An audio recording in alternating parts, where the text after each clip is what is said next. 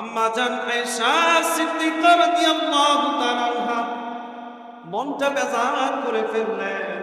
হায় হায়, আমি ভেবেছিলাম আমার বাবা আবু বকরের কথা মনে হয় বলবে, কিন্তু আমার বাবা আবু বকরের কথা বলে নাই, ওমরের কথা বলছে। আমার বাবার বয়স এর মাজলিস শুরু হয় ওই জায়গার মধ্যে। কোনো বান্দা যদি অল্প সময় বসে থাকে, অল্প সময় বসে থাকার বরকতে ৬০ বছর নফল ইবাদত করলে যে সওয়াব হলো, ওই আমল তার আমল নামায় দিয়ে দিবে। সুবহানাল্লাহ। মাজান আয়েশা সিদ্দিকা রাদিয়াল্লাহু তাআলা আকাশের দিকে তাকায় চিন্তা করলেন যে এত এত তারকা পরিমাণ পৃথিবীর কোন মানুষের নেকি আছে? তিনি আল্লাহ নবীকে জিজ্ঞেস করলেন। আল্লাহর নবীজি বলতেছে যে আকাশের তারকা পরিমাণ নেকি আছে একজন ব্যক্তি, তিনি হলেন হযরত ওমর। সুবহানাল্লাহ। আম্মা জান আয়েশা সিদ্দিকা রাদিয়াল্লাহু তাআলা আনহা মনটা বেজার করে ফেললেন।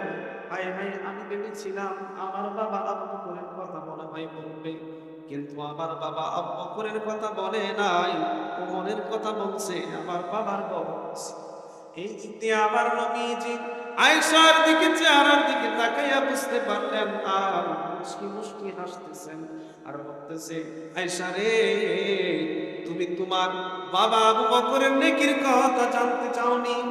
ইয়া রাসূলুল্লাহ, আকাশের তারকা পরিমাণ নেকির ভাগীদার হইতে পারে নাই, আমি আর কি শুনবো? শুনেন, বলেন তো দেখি শুনি আমার বাবার নেকি কতটুকু? আল্লাহর নবীজি বলেন, রে আয়েশা, সমস্ত পৃথিবীর মানুষের নেকি যদি এক পাল্লায় রাখা হয়, তোমার বাবা আবু বকরের একটা রাতের নেকির সমান হবে না। আল্লাহু আকবার। নবীজির মহব্বত, আমি প্রায় সময় এই ঘটনাটা বলে থাকি যে রাসূলের মহব্বত থাকার কারণে আল্লাহ তাআলা তাকে দুনিয়াতে কি সম্মান দেন, শুধু দুনিয়াতে না, আখিরাতে পর্যন্ত তার ইজ্জত সম্মান আল্লাহ বাড়িয়ে দেন। সুবহানাল্লাহ।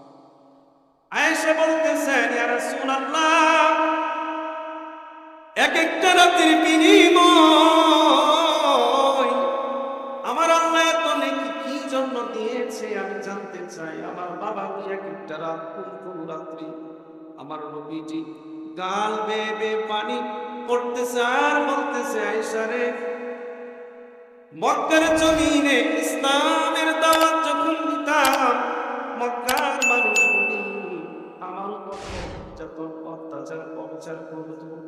কখনো কখনো মক্কার কাফিরগুলি আমাকে বড় বড় পাথর নিক্ষেপ করত।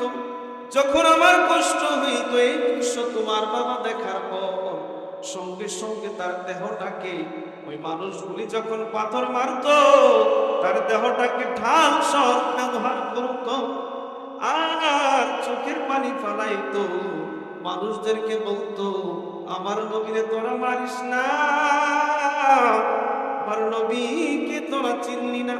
গাছে চিনল নবীকে, মাছে চিনল নবীকে, মানুষ হইয়া তোরা আমার নবীকে চিনলি না।